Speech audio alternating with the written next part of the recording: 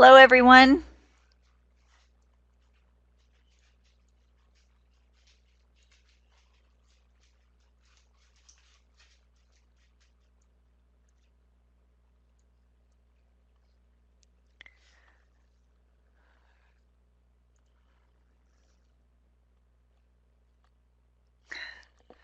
So I'm not sure if you're saying hello or help or maybe a combination of both, Hassan.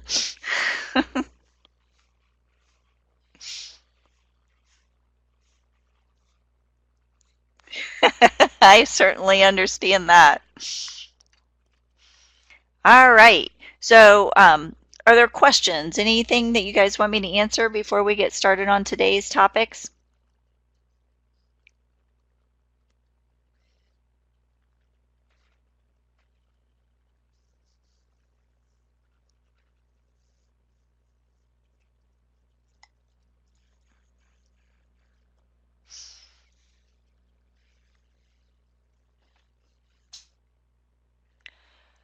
So, I would have, if it was something that I took off, there's going to be comments in the box on WebCat.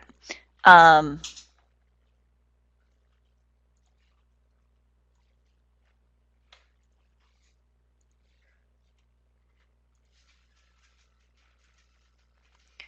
So there is a big, well, I don't have a picture of the box, but there's a big box in the front section of WebCat. So if it's something that I deducted points from, I'm going to put that in that comment section right there in the front. If it's points that WebCat, WebCat tells you right there, then and there, that they're taking points off, right?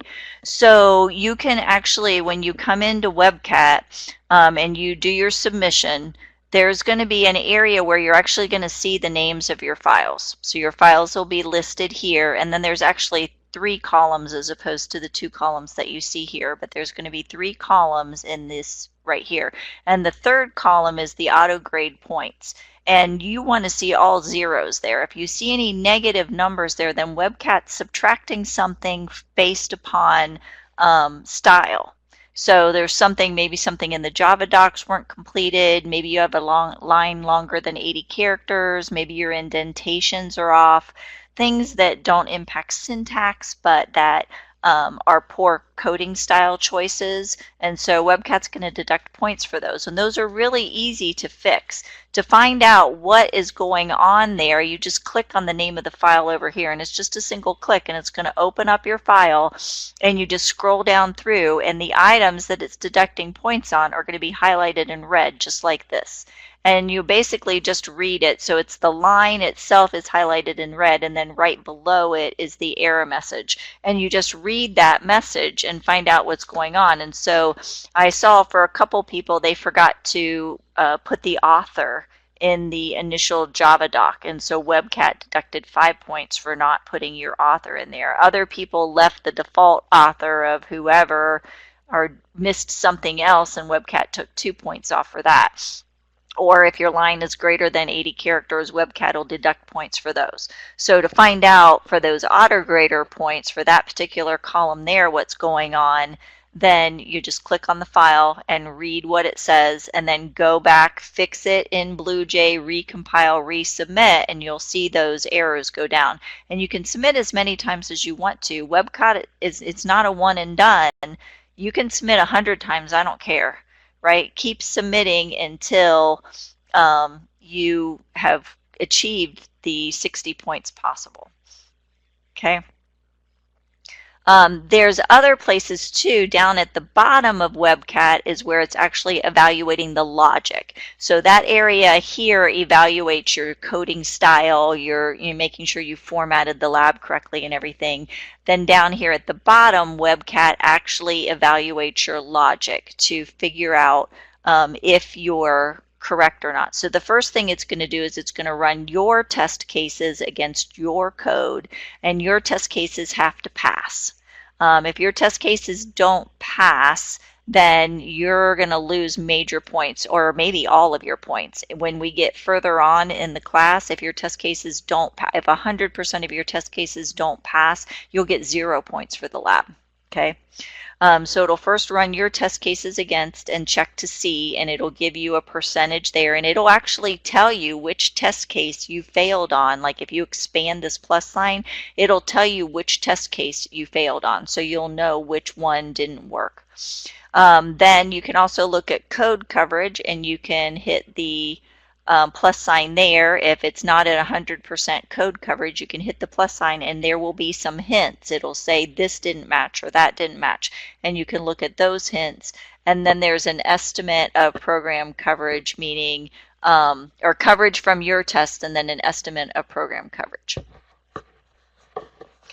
Okay, so you want to look at each one of these things because your tests may pass, but if it says estimate of program coverage is not at 100%, you wrote bad test cases, is what it amounts to. Then your test cases were not correct, and your test cases did not identify the logic errors that were in the code. So what you want to do is you want to go back, don't look at the code, go strictly to your test cases, and I'm going to guess it's going to be record score because that's where everybody is. So I'm making an educated guess there that it's record score that's causing your problem, that you're incorrectly calculating it, and you want to correct your test cases and then run it against your code because there are logic errors in that player class. And your test cases, if correctly written, will help you to identify those logic errors and fix them. Okay, and then the last thing, this down here uses all this stuff to come up with a score at the bottom. So you want to hit the plus sign on estimate of problem coverage, and it will tell you which methods. It'll only list 3 methods at a time. So if there's more than 3 methods that have a problem, it's just going to list the first 3. You fix those, and then it'll tell you about the remainder of them. But yeah, so that's what you want to do. You want to go to WebCat. Look at the estimate of problem coverage. It'll tell you what's going on. Go back to your test cases were probably written to match your code as opposed to written, they were probably written based upon what you saw in the code or an incorrect interpretation of what the record score is supposed to do. So I actually went over the record score again in the week 4 Q&A. We walked through exactly what it is and how you'd write a test case for the record score method to make sure that it could correctly pick up the errors. So I would recommend that you view that recording. And so all the recordings are available in the course. If you go down to the QA or week 4 Q&A, here's the recording right here. And I also did some examples, and those examples are located in this .text file as well. So not sure if that answered. Hopefully it helped to point you in the right direction.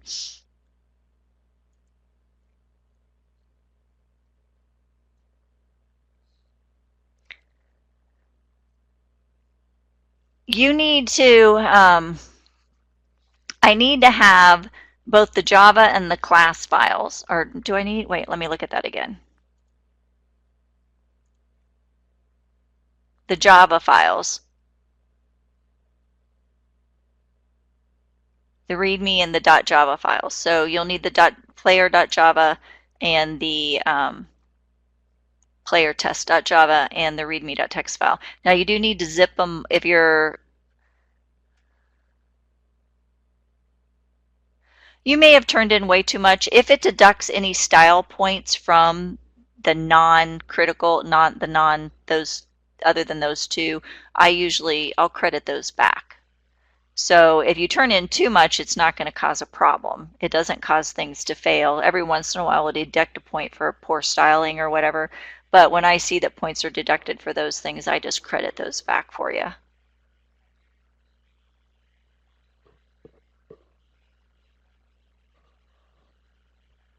Yep. But yeah, the minimum, if you wanted to turn in just the bare minimum, it's going to be the .java files and then the readme.txt. Okay. Any other questions about WebCat? So I just want to be kind of clear. If WebCat says that you've earned 8.5 points out of 70 points, I'm going to give you 8.5 points because that's what you've earned. All right. There is no, like I've had conversations with my course manager. There's no, what WebCat says is what you get. Now, I mean, I get to allocate the remaining 10 points.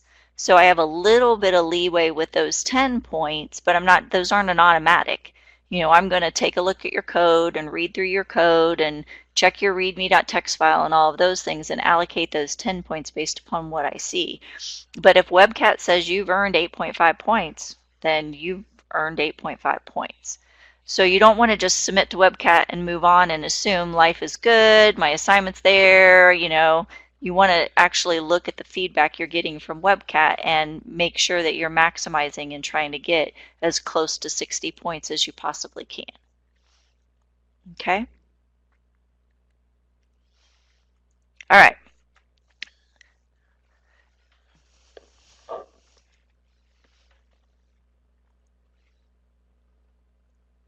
Okay, so I'm going to go ahead and move through this. If you guys come up with other questions or if you have other questions about WebCat, we can always talk at the end as well, or if questions come up here, don't hesitate to ask, all right?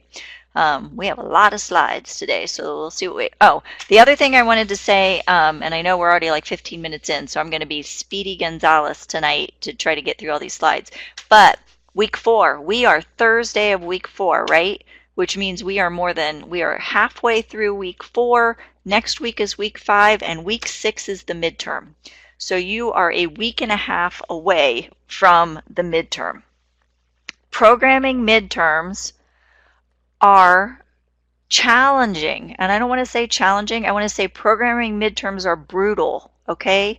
Brutal is an appropriate word for a programming midterm. All programming midterms fall into that category, especially when you're in the intro classes and you're not used to them. As you get into the upper level classes, I think you're used to the challenge of the midterm, and so you're more prepared. But they are brutal, so you want to prepare. Owen, same difficulty level as a Comp 101 midterm is what I would say. So hard, right? So you want to make sure you prepare. And so what I have out here for you is if you go to the course website, week 6, you're going to find the midterm icon right here, right? You're going to click on that midterm icon, and down here I have a little video that I've recorded, and I have a study guide. You want to work through this study guide, okay? And I would say if you are struggling with any of the concepts in this class, schedule a tutoring session for next week right now. Complete this study guide prior to your tutoring session and take the study guide with you to the tutoring session and walk through the areas that you're finding challenging. Okay? Because the midterm is going to push your limits, right? It's going to be very, very challenging or hard for you, okay? So you want to make sure you're as prepared as possible, and starting now is not too early. The other thing with the study guide is if you complete it and send it to me, I'll definitely let you know what's correct and what's not correct. So I'll give you an evaluation. You do need to give me a couple days, like don't give it to me today if you're planning on taking the exam tomorrow kind of a thing. But anyway, I just wanted to put that out there to get you start thinking about the midterm now so that you're prepared when it comes in week 6. Okay, so on to the PowerPoint. All right, variables, strings. We're going to do some fun stuff today, so you guys are going to like this. So we're going to talk about implicit, this is not the fun stuff, implicit and explicit parameters. We're going to go over those again, variables, instance variables, local, and parameters, kind of define all those terms, define the terms static and final. We're going to talk about operators, which would be multiplication, division, those sorts of things, string objects, and then there's the fun part, the scanner class. So we're going to actually get into the point where you can prompt users to enter input onto the console and receive input from them. So we're going to have a little interaction going on here. Okay, so implicit versus explicit parameters.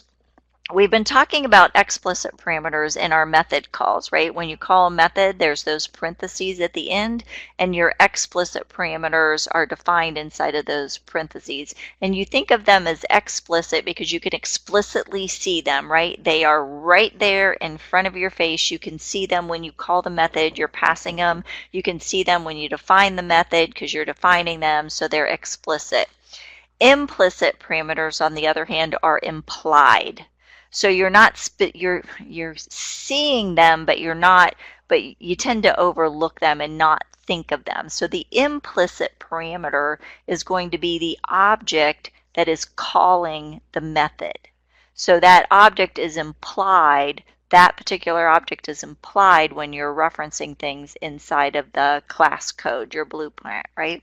So explicit parameters, you're explicitly seeing them and specifying them. The implicit parameter is the object that calls the method, and it's more implied. You're not physically looking at it, and that's when we use the keyword this inside of our class. We're using the keyword this, and that really refers to this object that just called me. That's the one I'm talking about, the implied parameter. Okay, so when a method is called, there is always an implicit parameter. This is the object that's calling the method. So remember, the format for calling a method is object name dot method name, and then we have these open and closing parentheses. So this object name, or whatever is the name of your object that's calling the method, is your implicit parameter. Explicit parameters, of course, are the things that are inside of the parentheses, and there can be 0 to many explicit parameters. So there's always one implicit parameter, just one, never 0, never anything else, one. But explicit, there could be 0 to many.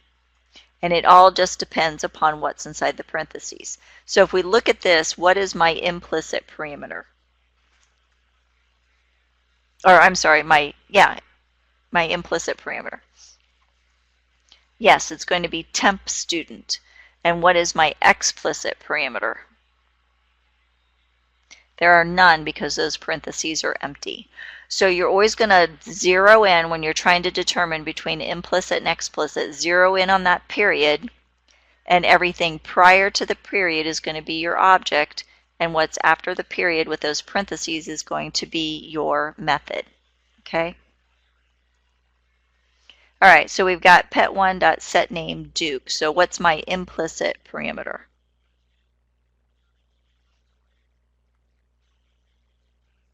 Yep, pet1. And what's my explicit parameter? Yeah, that string value of Duke. It's what's inside of the parentheses. Okay.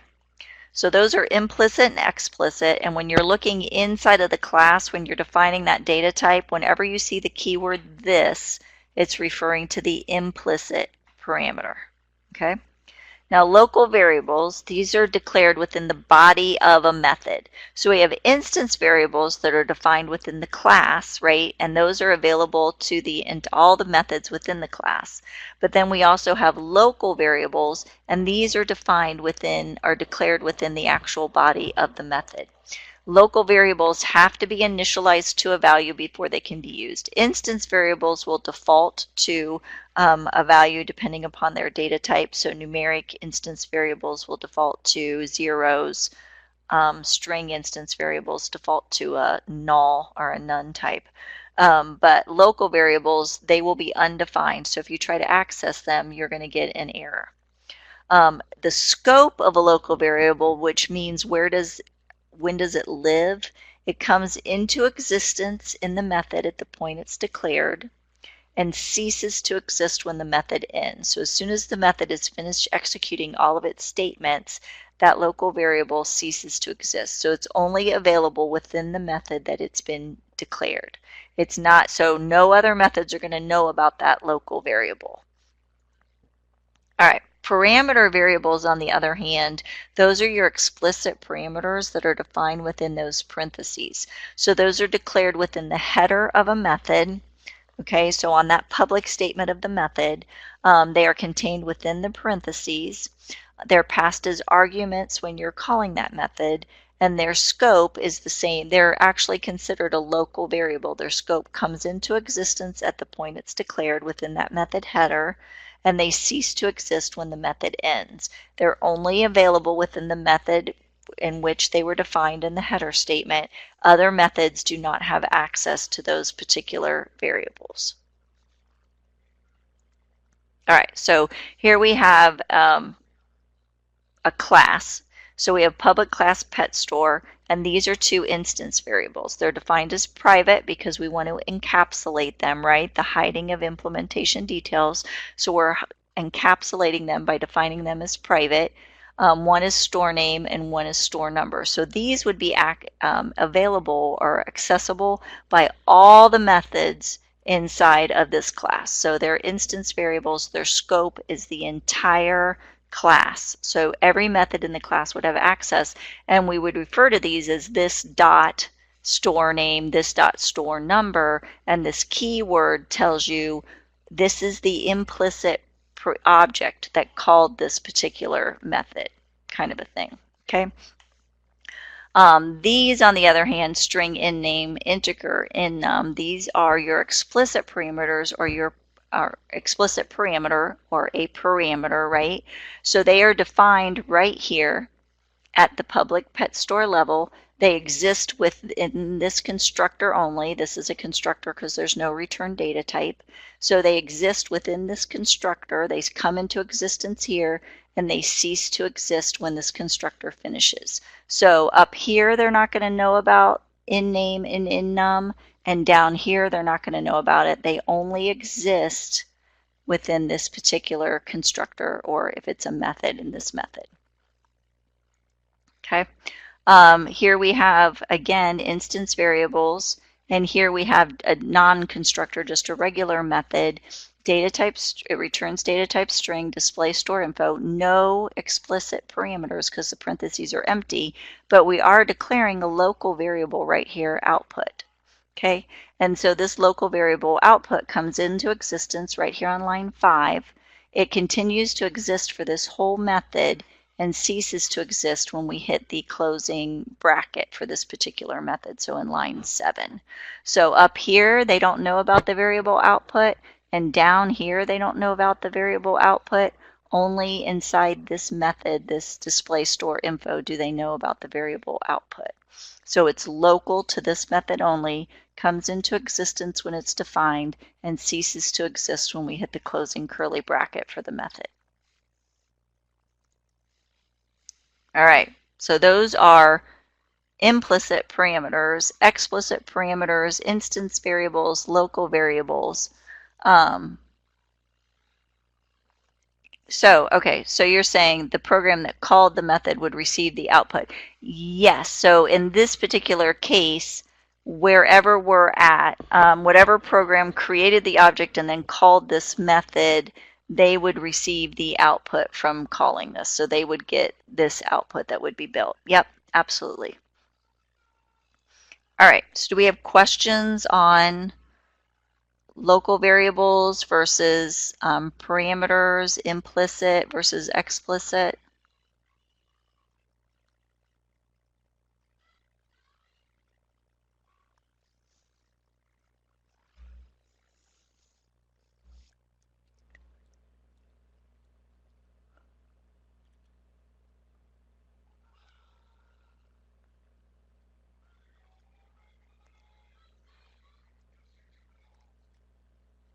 Oh, excellent. Well, your instance variables are global, right, for an object. Your instance variable exists for the entire program.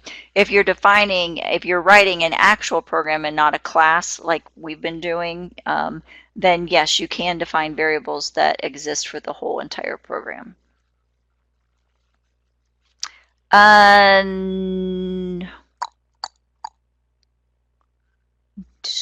Not in what we're going to be doing.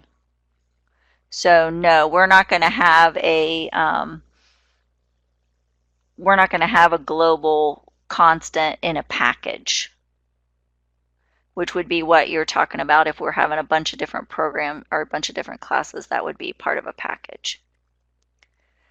you're not going to define your instance variables as public, but you could define other things as public. So for instance, we could define, if we have a constant that we're using, we could define that as public, because a constant is a value that's never going to change. So there's not going to be a set and a get method for a constant because it's constant, right? So those could be public that anybody could access. And so the important thing is if you have a value in your program that you know isn't going to change. So for example, the value of a quarter. A quarter is always 25 cents, right? It's never 50 cents. It's never a dollar. It's always 25 cents. So it's a value that's not going to change. So if you're going to need to reference this 25 cents in your program, you don't want to hard code in 0.25 as part of your code, because it becomes what's considered a magic number. Like, okay, we've got 0.25 in here. What is that? What is 0.25? You know what I mean? Like, what does it mean? What does it represent?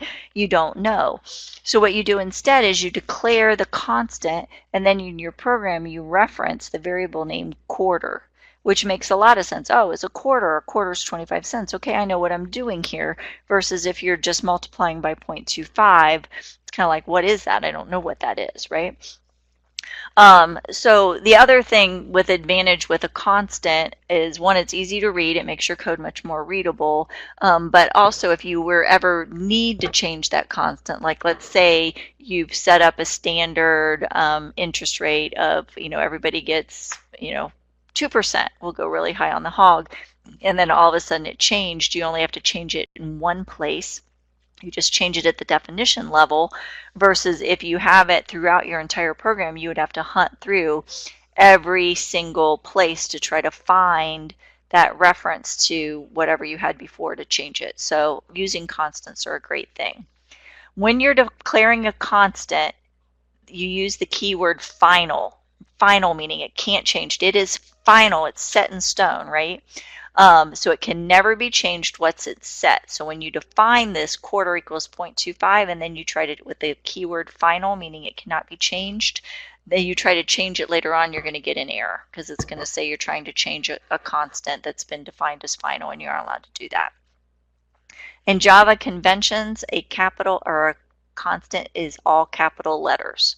So our variables we've been defining are a mixed case, but start with a lowercase letter unless it's a class, and classes start with a capital letter. Constants are all caps. It doesn't have to be, but that's a convention, and it just lets you know at a glance this is a constant because it's all in capital letters. So this is how you could define it. Public, final, double, quarter equals 0.25. So you're going to do public or private. Constants, who cares? Make it public. Final, to say it is a constant, the value is final. You need to give it the data type, then the name of your variable equals, and the value you're assigning. Okay. Static, on the other hand, belongs to the class, not the object. So you don't want to get confused between final and static. Final says this is the final value. Static means it belongs to the class and not the object. Okay, so up till now, everything we've been talking about, all the data belonged physically to the object, and every single object that was created would have its own version of those instance variables and things. But it is possible to create a variable that actually belongs to the class itself, and every object has access to it. So it's one variable shared among all the objects that are created from that class. Okay, and to define that, it would be public. So let's say this is a constant and we want it to belong to the class as opposed to the objects. We would do public static belongs to the class, final interest rate equals 0.01. Okay, so where you would want to do this, define something. So you could definitely do constants, because if a constant is never going to change, then you might as well have them belong to the class as opposed to an object. Why duplicate it for every single object when its value is never ever going to change, right? Another great example for this would be like a student ID number. So let's say the student ID number is always, each new student, it increments by 1 over the last student ID number. So why not define in your class a student ID number, the last number used, for instance, and set it equal to a value of 0 the first time. And then the first object that gets created goes and says, oh, you're 0, I need to add 1 to it. My student is number 1, and then it updates the class to be a value of 2. And then the next object that gets created can go and say, or updates the class to contain 1.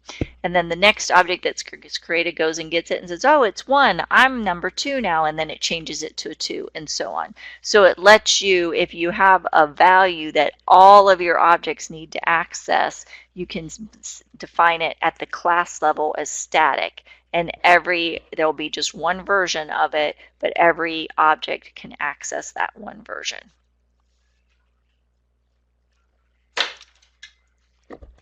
All right, so here's some examples of constants. So public string default name equals unknown. This one is a misnomer because is this a constant?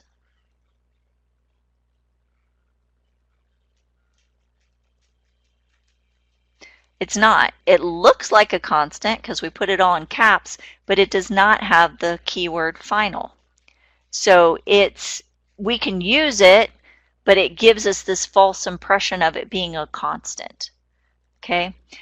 This one, public final integer min value equals 1000. This is indeed a constant. So we've got our min value. It's set to a value of 1000. It cannot be changed.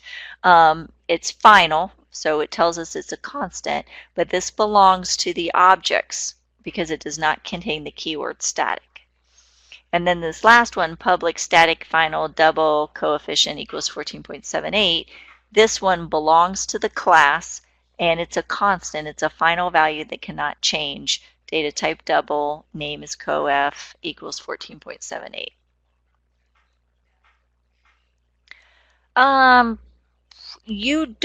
Okay, so the question is, when you're defining a constant, do you typically put an underscore between the words? You don't have to, but it certainly makes them easier to read, right? So it's easier to read with the underscore, so you may want to go with that. If it's just a single word constant like quarter, you wouldn't need to worry about it. But,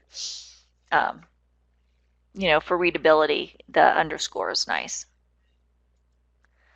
All right, and that's all I have to say about constants, implicit parameters, explicit parameters, local parameters. Any questions on those things?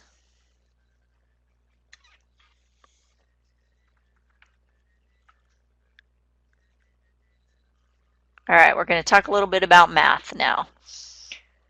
And we are 1/4 of the way through. All right, PEMDAS. Parentheses, exponents, multiplication, division, modulus, addition, and subtraction. So your standard order of precedence, the same order of precedence that you have in algebra holds true as your order of precedence in Java. Okay? So keep those things in mind. The operators, when you're using them, we're not going to use the X that you would use in algebra. We're going to use an asterisk to indicate multiplication because an X could be a valid variable name, so we're not using that, so you're using the asterisk. We're doing the slash for division, which is pretty standard. Modulus is a percent symbol. I'm going to go over the modulus here in a little bit. Addition is your plus and subtraction is your normal minus. So really the only ones that are out of the ordinary is the asterisk for multiplication and then this percent symbol for a modulus. Okay, so division versus a modulus. So in division, you're going to get the result, right? 5 divided by 2 is going to give us 2.5. The modulus, on the other hand, returns the remainder.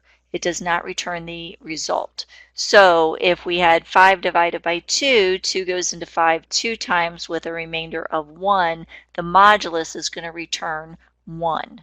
So it's not going to return the value 2.5, it's not going to return 2, it's going to return the remainder, which is 1. Okay.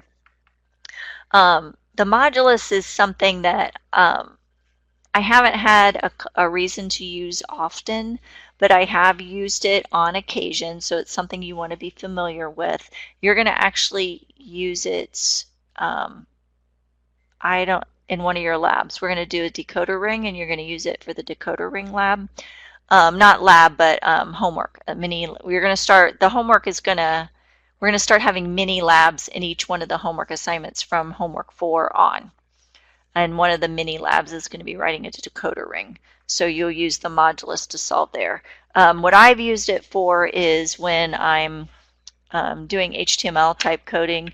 So, and sorry to say that HTML is not a programming language, right? It's a display language. But when I have been coding things to display on our website, I will use the modulus to help me. Like maybe I have 7 images and I want to display, or 1 image on Sunday, a different image on Monday, a different image on Tuesday, and so on. So maybe I name my images 1, 2, 3, 4, 5, 6, 7.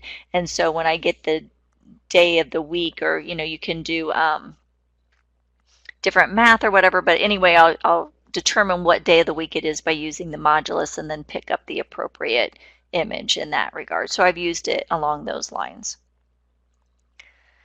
All right, when we divide, were it so simple that it was just division? There is such a thing as integer division in Java. So if you divide one integer, and an integer is a whole number, by another integer, so one whole number divided by another whole number, what you're going to get is a whole number. So if we divide 5 divided by 2, we're going to get 2. It's not going to give us 2.5, it's going to give us 2. And if we were to flip this and divide 2 divided by 5, we're going to get 0 because it's giving us the whole number. It's not giving us the total division, all right? So if you want to get the decimal things, you need to change one or the other number into a double value. So here we have 5 divided by 2. Those are both integers or whole numbers. We're going to get 2. If I have 5.0 divided by 2, 5.0 is a double value, then I'm going to get 2.5. And if I have 5 divided by 2.0, 2.0 is a double value, then again, I'm going to get 2.5. Okay? So if they're both integers, you're only going to get the integer result. If one or the other is double, then you're going to get the double result. And if there's a percent symbol in here instead of your regular slash, you're going to get just the remainder, not the whatever the other half of that is called. Okay, so if we look at this, we have num1 equals 5, num2 equals 2. If we have num1 divided by num2, these are both defined as integers, my result is 2. But if I need to get it, even though I've said double, I've defined my result as a double data type, it doesn't matter. This division here, it's going to return 2. So this will contain a value of 2.0 when this is finished. If I need this to be the full double division, I just need to convert one or the other to a double value, and the easiest way is to multiply it by 1.0. It doesn't change the value.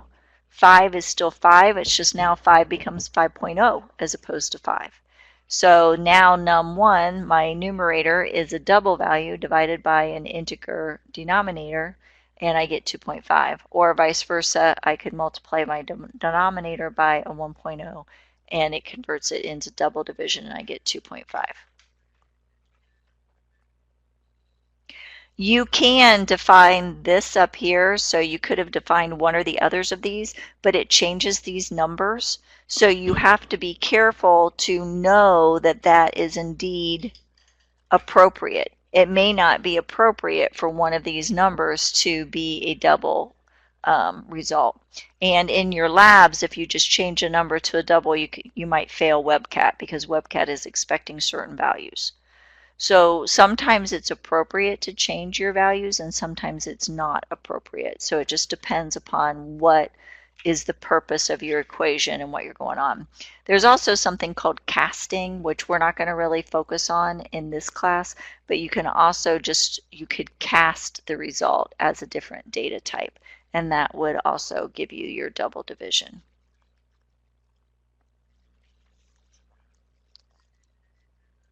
All right. The math class, not math class, but the math class. So Java actually provides a class called math that has a bunch of mathematical functions built in. So we don't have to reinvent the wheel. We don't have to come up with how to compute the square root or, all of these different things.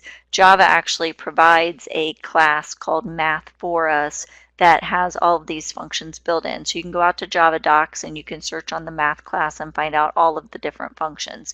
Now this math class is actually what's considered a static class, We never create objects from this math class. It's strictly there to allow us to do computations, okay?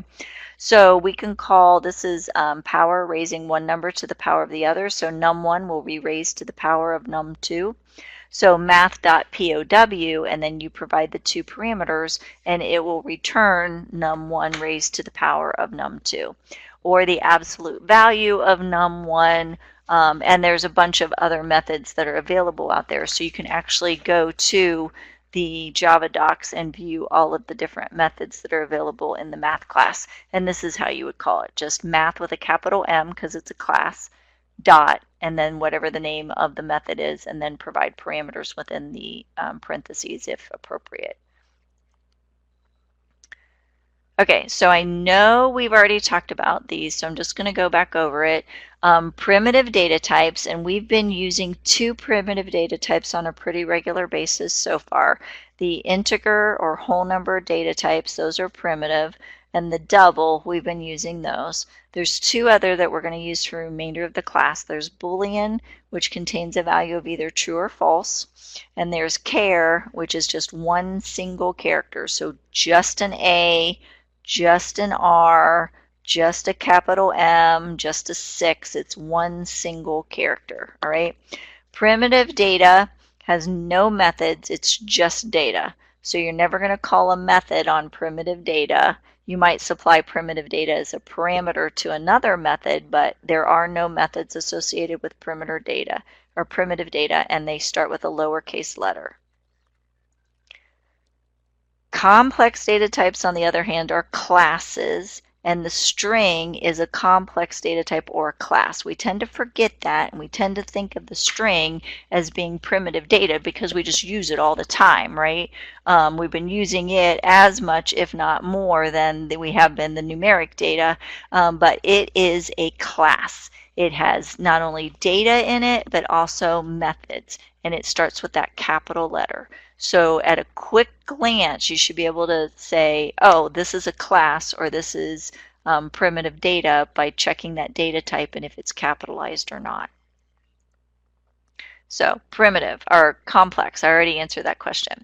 There's the Java docs out there, but one thing to know is the instance variable data for string data type is text. Now it can contain numbers. Numbers can be text, and we talked about that with like the social security number or the phone number, right? We're not doing math on those. The other thing to note is all the methods of the string class, every single method is an accessor method only.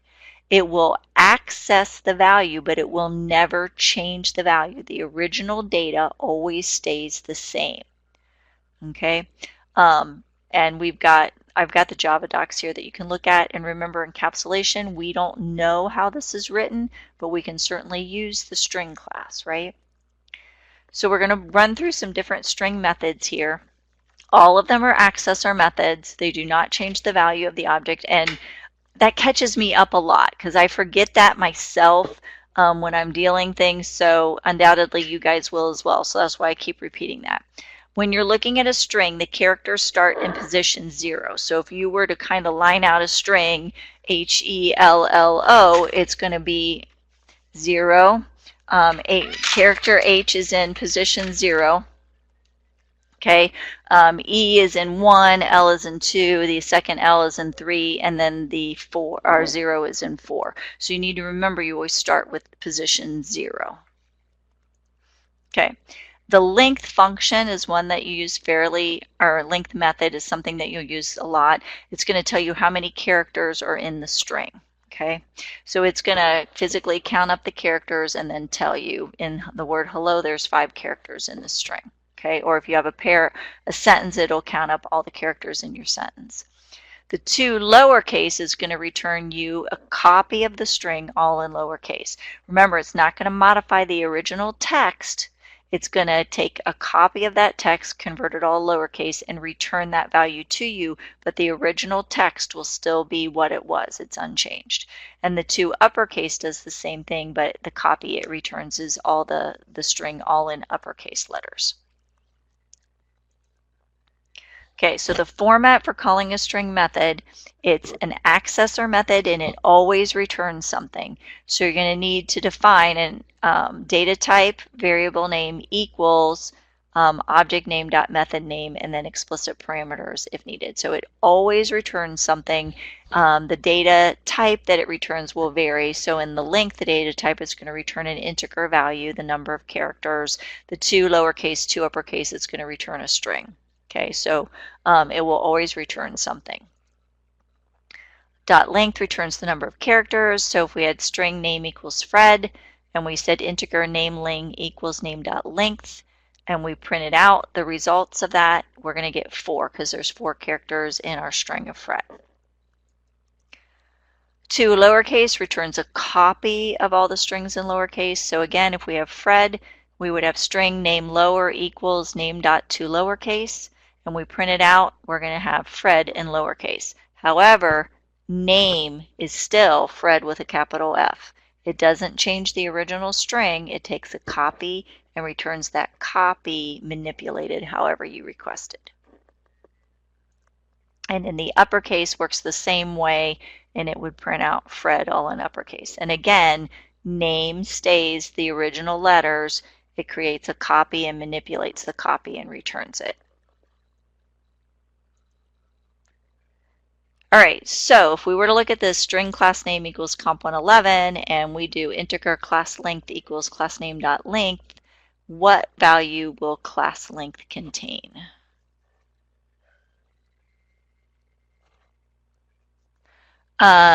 Yes, Owen. So yes, 1, 2, 3, 4, 5. It's 8 characters, right?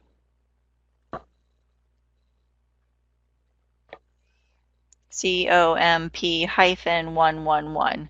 So 8. And the answer to your question, he said, could I have, on this previous one here, could I have just said system.out.println name.to uppercase? Yes, I could print that. I could have called that and it would have printed it right out. I would not, if all I wanted to do was print the name out in uppercase, I could definitely do that. But if I needed to use that that name in an uppercase version, then I wouldn't have access to it. You know what I mean? I would have just printed it. Okay, you're thinking Matthew, and that's excellent. So Matthew is saying here, wouldn't the C be 0? The C is absolutely in position 0. So we've got 0, 1, 2, 3, 4, 5, 6, 7. However, the total number of characters is still 8. So the length is going to be 8 characters, but it's going to range from 0 through 7. So that was a great thought. You remembered that it started in 0, which is perfect, but there's still 8 total characters in the string. All right, so I'm going to run through these because we're at 9:18 and I still have like 20 slides to go. So I'm just going to flip through these. I hope you guys don't mind, but you can always play around with the PowerPoints yourself later. But all right, so if we're looking at this, the same phrase, and we said convert it to lowercase, or we're going to end up with this COMP all in capitals -111. When it gets to these characters, it just doesn't do anything at all because they are not alphabetic, so they don't have to be converted. Okay, substring. Now this one is going to be a little tricky.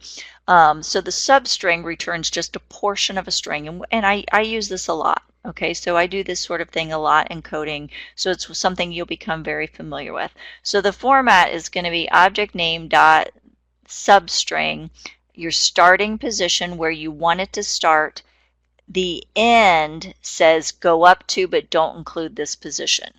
So the start is inclusive and the end is exclusive. Okay, and that's always challenging to wrap your head around first. So if we have our comp 111 starting in position 0 going up to 7, all 8 characters, and we have this phrase defined, and we said 0 through 3, we're going to start in 0, we're going to go up to 3 but not include it. So we're going to be returning COM. So it's not that we're returning 3 characters, we're going up to position 3, but not including position 3. So we stop just before we get to position 3. If we had 0 through 7, we're going to start with 0 and include 0, go up to but not include position 7. So we're going to stop right here with these here. So these right here. So it'll be COMP-11. And again, it's just a coincidence that we're including 7 of the 8 characters. It's because I'm starting in position 0. I don't have to start in position 0. All right. If I provide just a single character in here, it says start at that position, include everything to the end. So in this case, we're starting in position 1 and we're including everything to the end. So we're just lopping off the C at the beginning and we end up with OMP-111. Now we can combine things together to make it more useful to us. So in this case, I want everything except for the first and the last character. So it's easy enough to omit the first character because I can start in position 1, right? And for every string, if I don't want the first character, I'm going to start in position 1, and that's pretty safe. But that ending character, not including the ending character, unless you specifically know the value in your string, you don't know what that'll be. So what you can use is you can take advantage of our length. So you can use the length, which is going to give us a value of 8 in this particular case, right? So I can call the length method, and I can subtract 1 from it. So if I were to give it 8, it would say include everything, because it would go up to position 8, which is here, back up, and it's going to include everything. But if I say take my length of 8 and subtract 1, now that's a value of 7, so it says go up to but do not include position 7. And so by specifying 1 comma the length minus 1, I'm going to lop off the first character and lop off the end character and only return the middle. So you can, so here we have our substring, and as the 2 explicit parameters, one explicit parameter is a literal value of 1, and the second explicit parameter actually calls another method and does a little math to compute that particular explicit parameter here. Okay, substring questions. You guys are going to need to just play around with this a little bit to get comfortable with it, but the key is to remember it starts at 0. First parameter says inclusive, start right here. Second parameter says go up to, but do not include this one. Okay, concatenation. This is combining things together. So we're not adding them, we're combining them. And so you can combine string variables with any other type of data. So if you combine a string variable with something else, they all get converted to a string.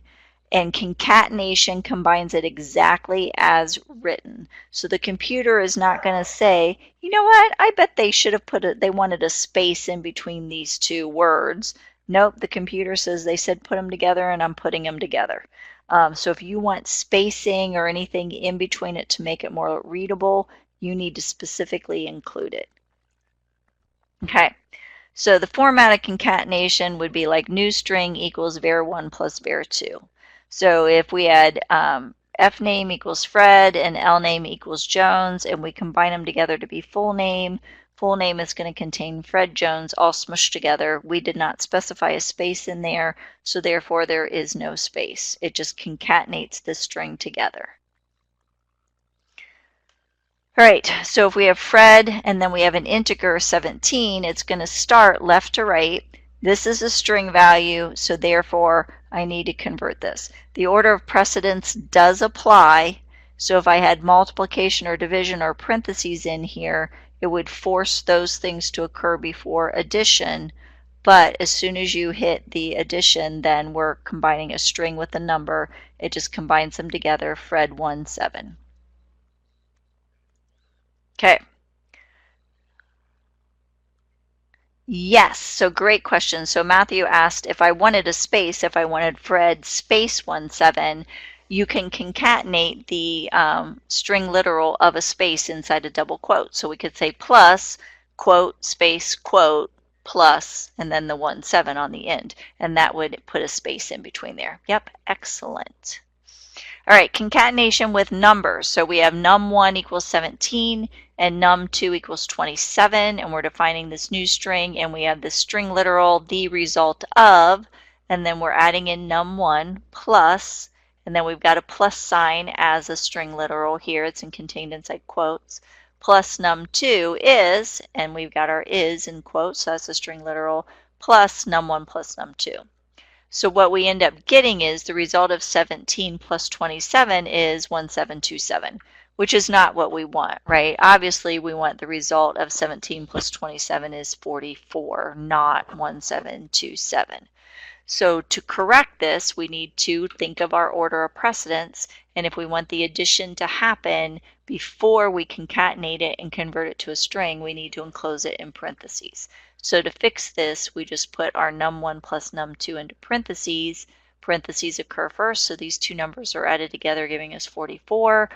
Then we start back here doing all of these additions with the concatenation, and the 44 gets converted to string, and we end up with the result of 17 plus 27 is 44, which is what we want. So you need to think about order of precedence even when you're doing string concatenations. All right, so concatenation problems, learn Java programming. We have a string space here, so just what you were talking about, Matthew, quote, space, quote. Sentence equals string 1 plus space plus string 1 plus string 2. The problem is we only put in one space, so it'll be learn, space, and then Java programming smashed together. So if we wanted this to display correctly, we'd need to put a space also here between string 2 and string 3. Okay. Other concatenation problems, we have a double variable, two double variables, one containing 10, one containing 5. We have temp1 plus, we have the asterisk inside of quotes, temp2 plus equals plus, temp1 plus temp2. This one will actually come out fine. It's going to say 10 times 5 equals 50, which is correct. And the reason is order of precedence. Multiplication comes before addition. So this will multiply together and compute the result of 50 and then add everything together and convert it to a string. I will say that I personally, for my own peace of mind, I would always include a statement like that inside of parentheses. Even though addition or multiplication comes before a division and it's not necessarily just for my own peace of mind, I would always put it in parentheses. You can actually combine methods in with your concatenation as well. So here we have a string, Java programming is great, and then we're building an output string, temp, which is Java programming is great, contains, plus, and we have our temp.length where we're calling the length to find out how many characters are in this sentence here, plus characters. So it comes out with Java programming is great, contains 26 characters. So you can combine methods in with your concatenation. And likewise, here's uppercase. So I'm combining in new string.to uppercase plus, and here's the lowercase to lowercase. So this would result in uppercase methods and strings, lowercase methods and strings. So you can combine any of these methods into your concatenation. All right, whew, string class. So we talked about the length method, the two uppercase, the two lowercase, and the substring as far as the string class goes. And this is the last topic, guys. So lots of little things crammed into this whole week. The scanner class. So the scanner class accepts input from the console, so it lets you enter in values. So you can prompt your user to enter a value and then receive it in. It has to be imported. It's not a default class that's available or a default package that's available. So you have to import it, and you'll put that at the very top. So at the very top, you'll do import java.util.scanner. Okay. Inside your program, so this is a package that you're importing, you're going to need to create a scanner object before you use it. And you're going to do that by calling the constructor, just like we've been calling the constructor for everything else. So scanner, and then whatever you're calling your scanner object, input, in, scan, whatever you want to call it, equals new scanner, and then it gets this special system.in object. This is an object because we have a system.in, right? So class.object here. And the system.in tells it to interface with the Windows console. Okay, so that's the special thing here. So we have a bunch of methods available to us with the scanner class that we can call off of our object. We have the next. It returns everything that was entered up to the white space. So if you were entering in your first name space last name, this would only return your first name, and then the next time you called it, it would return your last name because it returns everything up to the white space. We have a .next line, which returns everything up to the carriage return line feed or the enter key being pressed. So if you are asking the user to enter something and you know that it could contain spaces, you want to go with a next line so that you get everything. If you're only wanting things up to the first space, then you could go with next. I almost never use next. I would almost always go with next line. Next integer returns an integer value. Next double returns a double value. So here's how it would look at the very top of your program, even before your class statement. So the very first thing in your program, you'll put this import statement. Then you'll, inside of your program, you'll create your scanner object, passing it the system.in as your special explicit parameter. You'll prompt the user, enter your name, and then you can call using your scanner class name equals input.nextLine. Okay, this is very, very important. You need to prompt the user because you can define your scanner class and you can just go here if you want.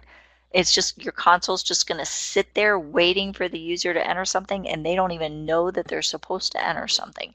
So you need to prompt them to tell them what it is you want them to enter, and then you can accept their input from the console. And here's just another example. So again, import, clear up at the very top of your program if you're going to be using the scanner class. You create an object. You only need to create one scanner object. You can do multiple calls using the same scanner object. All right, once you've created a scanner object, you're good. Then system.out.println, enter your age, and then integer age equals input.next integer. Okay. And that is it. We made it to the end. Do you guys have any questions over the scanner class or over anything that we talked about tonight? It was a ton of stuff.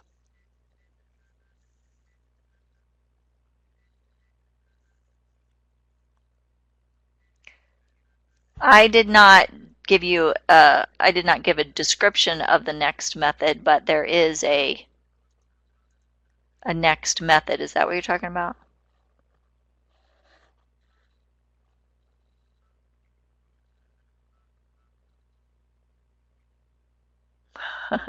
Yeah, I think I do need a drink of water for sure. It was a ton of stuff.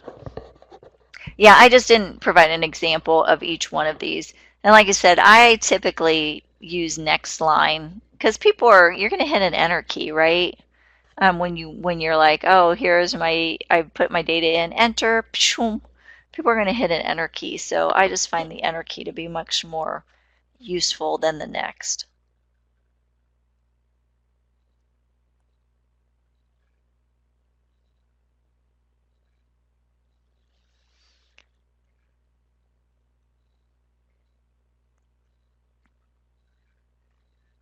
All right, so that is all I've got. Definitely, so you're going to start having mini labs now with each one of your homework. So in the mini lab component, it's going to be at the end of each homework, just before the meet summary. Your expectation is you're going to write a class, you're going to write a test class, and you're going to write a demo, just like you saw in lab 1. You had the player class, the player test, and then the player demo. So you're going to be having those at the end of your homework from now through the end of the course. So it's going to start out very, very basic in homework 4. And I think homework 5 is also fairly basic. And then they're going to escalate in difficulty as the course progresses. Okay, so you'll start seeing that in homework 4. And it seemed like there was something else that I was going to say here. Lab 2 is available on Piazza, so you want to download those lab 2 files, and next week, the week 5 Q&A, I will go over lab 2. So if you're unable to make the Q&A, that's not a problem. It will be recorded and posted out, as I showed you guys at the beginning, where you can find those recordings. So you'll be able to find that information there. Lab 2 is very different from Lab 1. Lab 2, there's no errors, okay? Yeah, the Q&A is always going to be 8:30 on Tuesday. Yep, absolutely. So in Lab 2, we gave you no errors. What we're going to ask you to do is code the majority of the code in both the test case and the class. Okay, so no errors in there. You're going to be writing, I don't remember what percentage, but maybe we provided 50% of the code and you'll do 50% of the code, and more challenging. So there'll be more things going on as well.